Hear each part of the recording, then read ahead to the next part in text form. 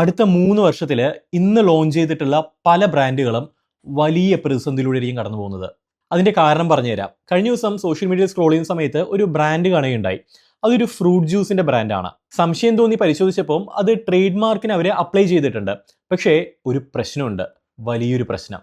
Already വളരെ established ആയ നമുക്ക് എല്ലാവർക്കും അറിയുന്ന ഒരു ഫ്രൂട്ട് ജ്യൂസ് ബ്രാൻഡിന്റെ പേരിനോട് ഏറെക്കുറെ സാമ്യം വരുന്ന, ആ ശബ്ദത്തോട് ഏറെക്കുറെ സാമ്യം വരുന്ന ഒരു ബ്രാൻഡ് നെയിമാണ് ഇവരും ചൂസ് ചെയ്തിട്ടുള്ളത്. ഒരുപക്ഷെ സാധാരണക്കാരന് അത് തിരിച്ചറിയാൻ കഴിയണമെന്നില്ല. പക്ഷേ ഇത്തരത്തിൽ ഈ പേരിനോട് സാമ്യം വരുന്ന കുറേ അധികം പേരുകൾ ഓൾറെഡി പലരും ട്രേഡ് മാർക്കിന് അപ്ലൈ ചെയ്തിട്ടുണ്ടെന്നുണ്ടെങ്കിലും ആർക്കും തന്നെ രജിസ്ട്രേഷൻ കിട്ടിയിട്ടില്ല. കാരണം ഇത്തരത്തിലുള്ള എല്ലാ പേരുകൾക്കും ഈ പറഞ്ഞിട്ടുള്ള ഫേമസ് ആയിട്ടുള്ള ബ്രാൻഡ് ഒപ്പോസിഷൻ ഫയൽ ചെയ്തിട്ടുണ്ട്. അതുകൊണ്ട് തന്നെ ആർക്കും തന്നെ ട്രേഡ് മാർക്ക് രജിസ്ട്രേഷൻ കിട്ടിയിട്ടില്ല. സോ ഇവർക്കും 100% ട്രേഡ് മാർക്ക് രജിസ്ട്രേഷൻ കിട്ടില്ല. ഇവിടെ അൾട്ടിമേറ്റ്ലി സംഭവിക്കുന്നത് ഇതായിരിക്കും. ഈ റിസ്കുകളൊന്നും മനസ്സിലാക്കാതെ ലക്ഷക്കണക്കിന് രൂപ ഈ പ്രോഡക്റ്റിന് വേണ്ടിയിട്ട് ഇവർ ഇൻവെസ്റ്റ് ചെയ്യും.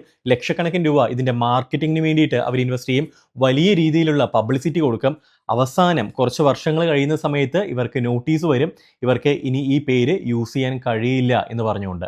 എന്ത് ചെയ്യും? പേര് മാറ്റുകയല്ലാതെ.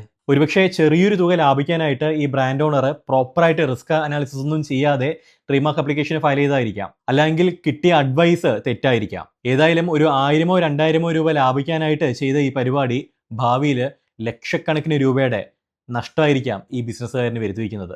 റിമെമ്പർ, ട്രേഡ് മാർക്ക് അപ്ലിക്കേഷൻ എന്ന് പറയുന്നത് റേഷൻ കാർഡിന് അപേക്ഷിക്കുന്നത് പോലെ ഒരു ക്ലറിക്കൽ വർക്ക് അല്ല. പ്രോപ്പർ എക്സ്പേർട്ട് കൺസൾട്ടേഷൻ എടുത്തുകൊണ്ട് ചെയ്യേണ്ട സ്ട്രാറ്റജിക് വർക്കാണ്.